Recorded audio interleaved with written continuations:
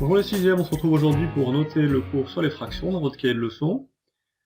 Donc je vous conseille, avant de noter ce cours, de regarder la vidéo précédente, et si vous ne les avez toujours pas fait, de faire les activités en question. Je vais pouvoir faire le cours assez rapidement, puisque si vous avez fait les activités correctement et que vous avez suivi la correction dans la vidéo précédente, la plupart des notions sont déjà bien détaillées, donc ce qui me permet aujourd'hui d'aller un petit peu plus vite. Alors comme je vous l'avais dit, on va séparer un petit peu fraction partage et fraction quotient. Donc on va mettre fraction partage et puis prendre une fraction d'une quantité sur une page de gauche. Et puis on mettra les fractions quotient sur une page de droite. Comme ça vous aurez en ouvrant votre cahier sur les deux pages toutes les notions importantes de cette année sur les fractions. Alors pour commencer, donc vous allez noter chapitre 10, les fractions comme habituellement. Grand 1, fraction partage. Alors la définition, rien de bien original. Lorsqu'on partage une unité en parts égales, chaque part est une fraction de l'unité. Alors un petit exemple, pour que ça soit clair, que vous avez déjà vu en primaire. On partage une bande, ou ça peut être un rectangle, ça peut être un cercle, on partage en parts, un peu comme une pizza. Là je vais prendre comme exemple une bande. Donc une bande en 5 parts égales.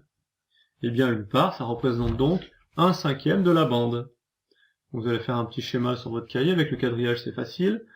Donc quand vous faites votre dessin, la longueur n'est pas importante, mais ce qui est important c'est que chaque part ait la même longueur, puisque les parts doivent être identiques. Et dans ces cas-là, qu'est-ce que j'ai colorié ici? Eh bien une part sur 5, donc 1/5. J'espère que plus personne ne se trompe et pense qu'il y a une part sur 4. C'est pas une part sur les parts qui restent, c'est une part sur la totalité des parts. Donc cette fraction c'est 1/5, ou 1 sur 5. Et puis bien sûr, si on colorie 3 parts au lieu d'une, eh bien on obtient la fraction 3/5. Donc vous voyez ici, je l'ai mis en couleur, que le numérateur correspond au nombre de parts coloriées, donc 3, et le dénominateur correspond au nombre total de parts. Voilà, je ne m'étends pas plus sur les fractions partage, vous l'avez suffisamment vu en primaire et on l'a revu cette année dans les activités. On peut donc passer au grand 2, fraction d'une quantité. Prendre une fraction d'un nombre. Alors une petite propriété pour commencer. Alors déjà, vous voyez que le titre, c'était prendre une fraction d'une quantité, et que ma propriété, c'est multiplier une fraction par une quantité. Et donc vous le savez maintenant, parce qu'on l'a vu dans l'activité, vous vous rappelez que prendre une fraction d'une quantité revient à multiplier cette fraction par cette quantité. Alors comment est-ce qu'on peut multiplier un nombre par une fraction? Donc on l'a expliqué ça aussi, il y a 3 méthodes.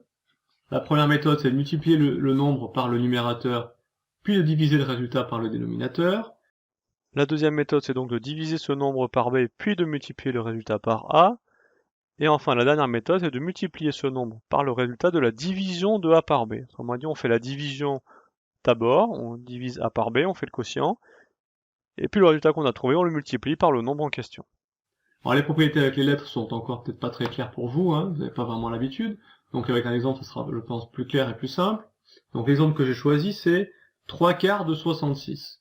Donc j'ai mis le 2 ici en rose, vous voyez, parce que je vais le remplacer, je viens de le dire, par une multiplication. On a donc calculé 3/4 fois 66, et on va le faire avec les 3 méthodes que l'on vient de voir à l'instant dans la propriété. Alors c'est parti, je vais le faire devant vous. Donc la première méthode consiste à multiplier d'abord le numérateur par le nombre.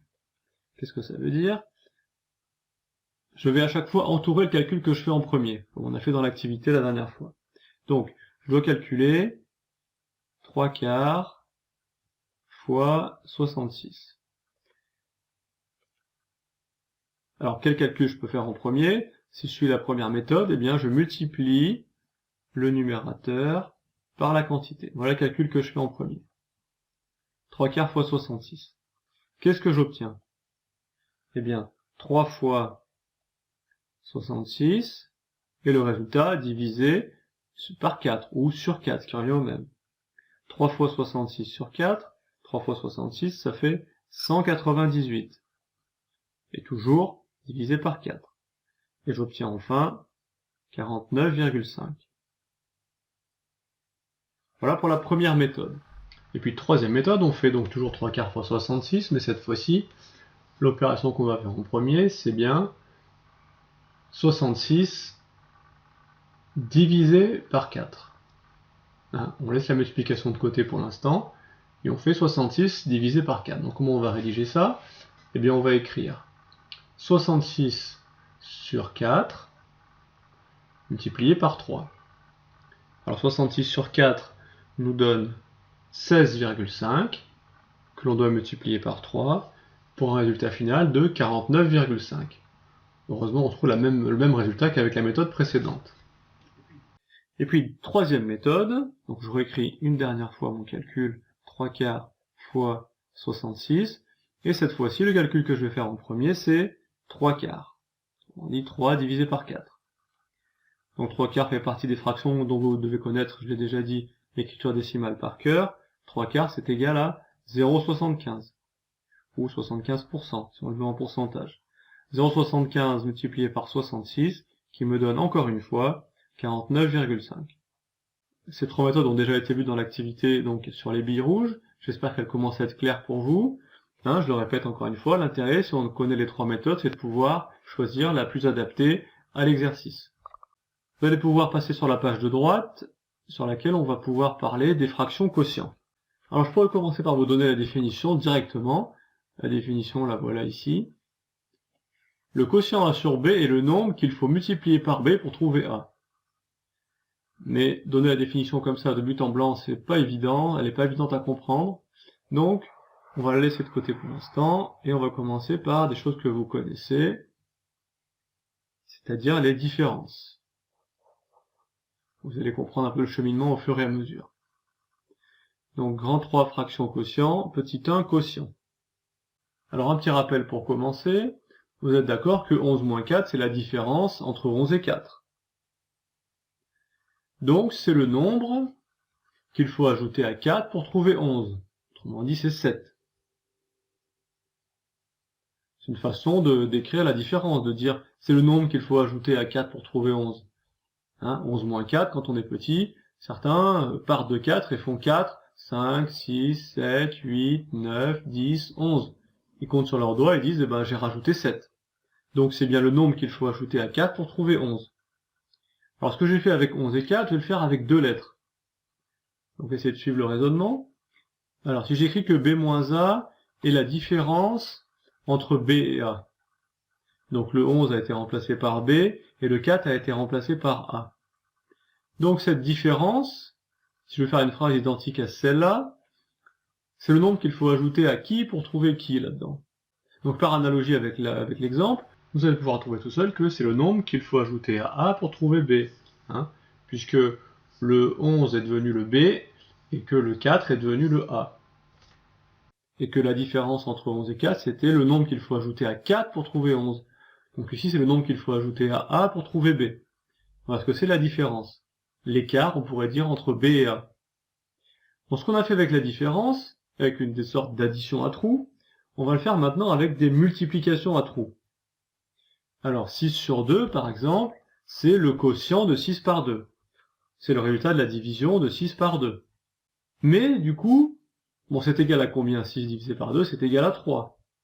Et 3, c'est le nombre qu'il faut multiplier par 2 pour trouver 6.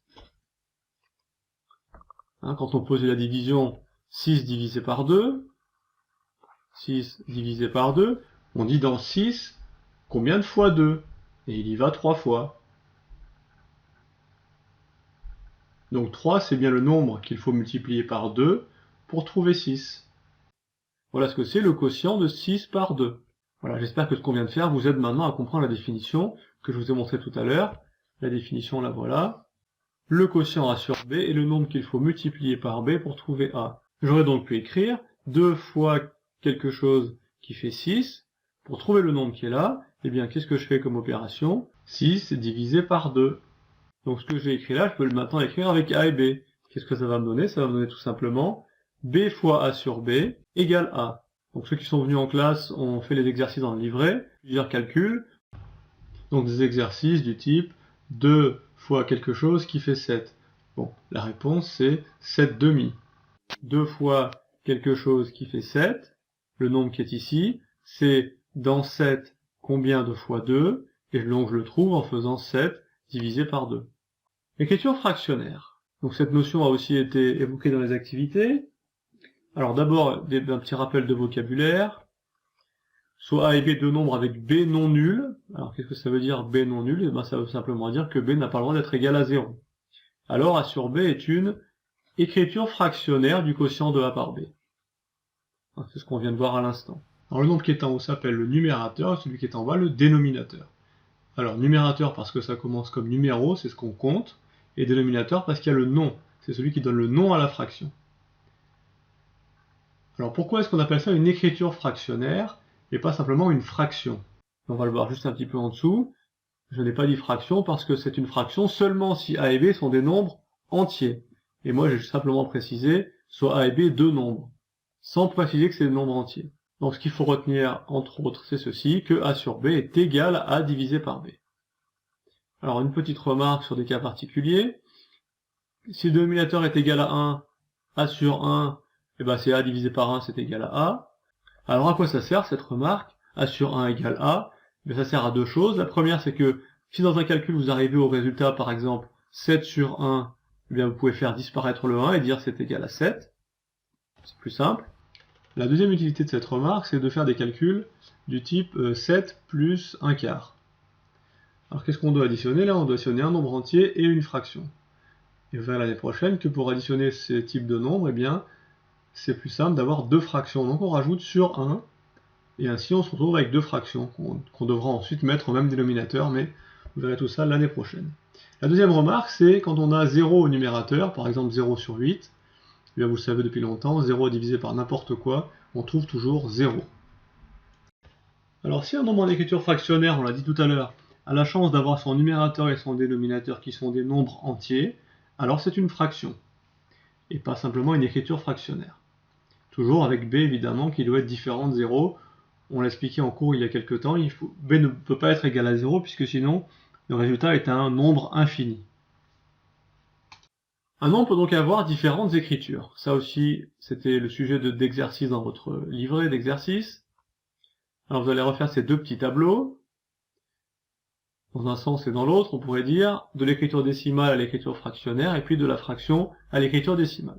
Parce que ce que vous devez bien comprendre, c'est que tous les nombres décimaux peuvent être écrits sous forme de fractions, mais l'inverse n'est pas vrai.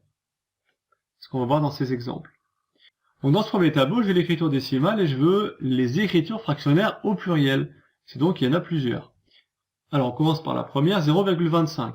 Donc certains ont maintenant le réflexe, bah oui c'est facile monsieur, 0,25 c'est un quart.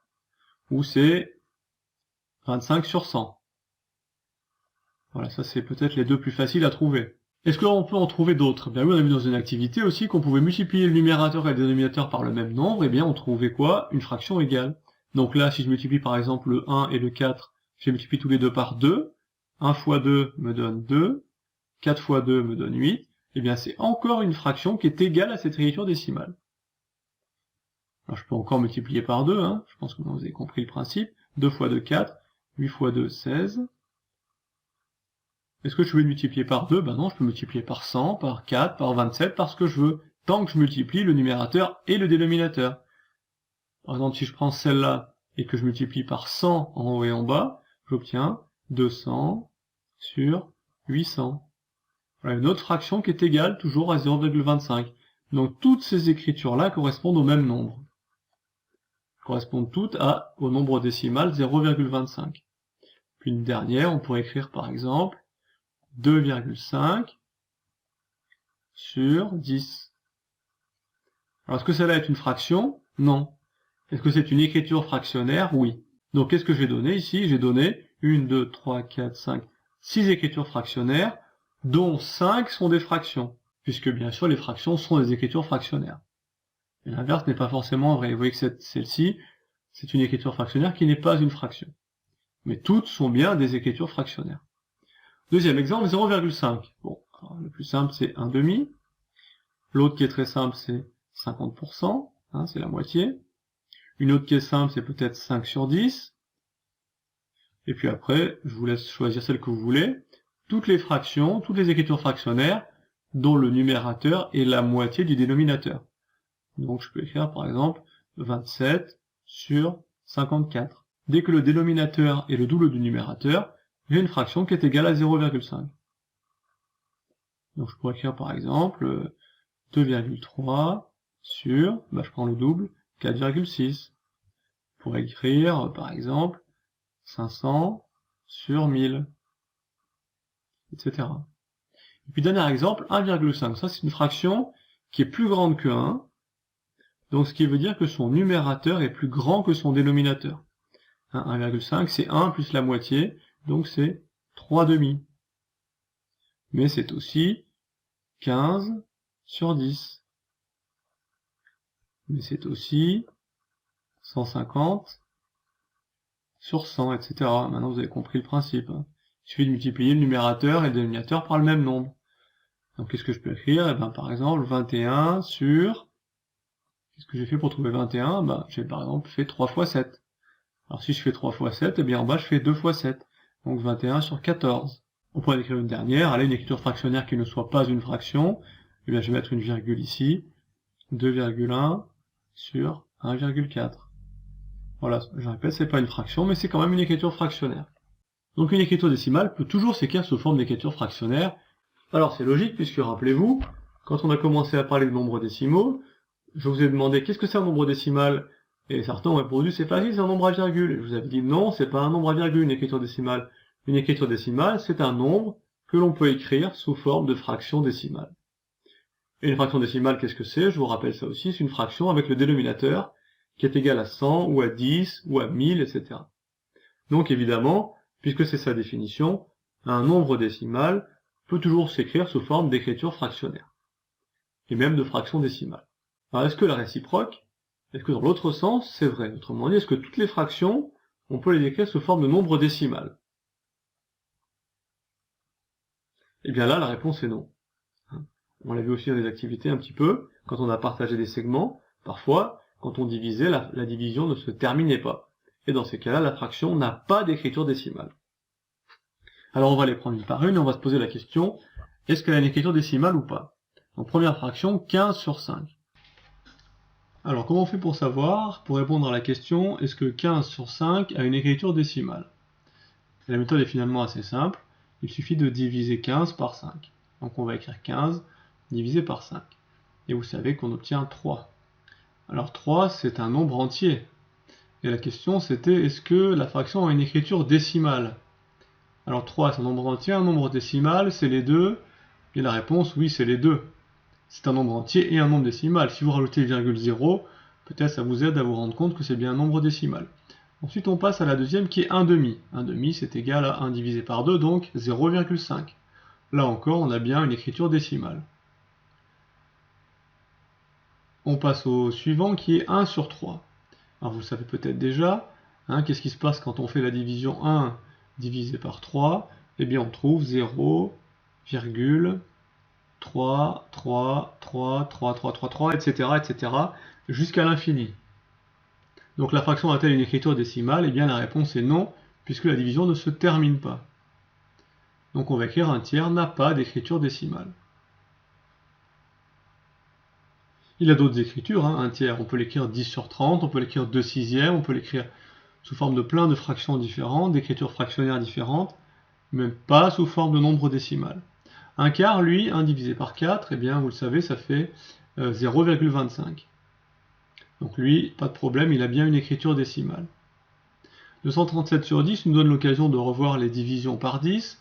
Alors quand on divise un nombre par 10, le chiffre des unités devient le chiffre des dixièmes.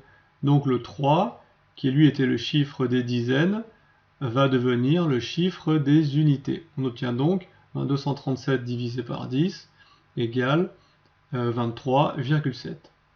Donc 237 dixièmes a bien une écriture décimale, d'autant plus que c'est une fraction décimale. Et puis la dernière, c'est 1 sur 7. Alors 1 sur 7, je vous propose de faire à la calculatrice, ça me permet de voir un petit peu les limites de la calculatrice. Alors je tape 1 divisé par 7, et qu'est-ce que je trouve? 0,142857. Alors est-ce que le résultat c'est ça? Est-ce que ça s'arrête au bord et puis c'est un résultat exact? Est-ce que ça continue un peu plus? Est-ce que ça continue jusqu'à l'infini? Eh bien je ne peux pas le savoir avec la calculatrice. Je ne peux pas le savoir puisque je ne sais pas si elle s'arrête parce que c'est le bord de l'écran, si elle s'arrête parce qu'elle me donne un arrondi, une valeur approchée, j'en sais rien. Alors qu'est-ce que je vais faire? Ah ben, on pourrait tester avec une autre calculatrice, un peu plus évoluée que celle-ci. Alors ici, avec la calculatrice TI, donc 1 divisé par 7 égale. Alors qu'est-ce qu'elle me donne? Elle me donne un peu plus de chiffres que la petite calculatrice. Elle me donne 0,142 857 143. Alors c'est un peu bizarre ça, le 143 il ressemble au 142.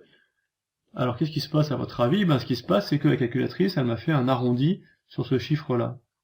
Pourquoi? Parce qu'en fait, ici il y a un 2 et après il y a un 8. Et comme 28 c'est plus près de 30, et que là elle arrive au bord de l'écran, eh bien elle a remplacé ce 2 ici par un 3. Mais ce qui se passe c'est que le 142 857 va se répéter. Vous pouvez la poser si vous en êtes convaincu.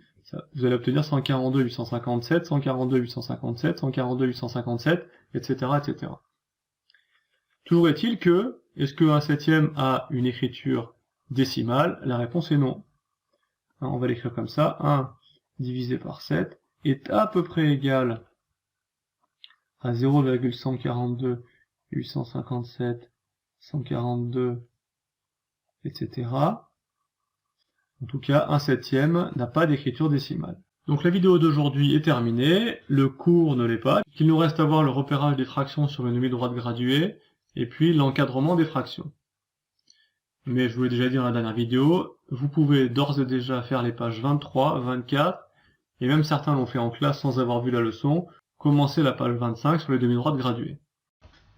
Je vous souhaite donc une bonne journée, bon courage, et puis à la semaine prochaine pour ceux qui reviennent en classe.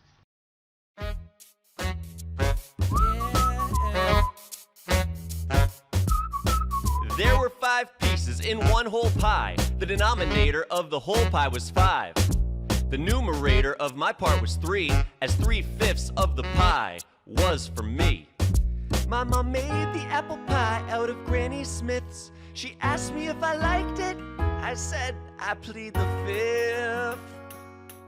The numerator's the pie, the denominator's the whole, and fractions are parts of a whole.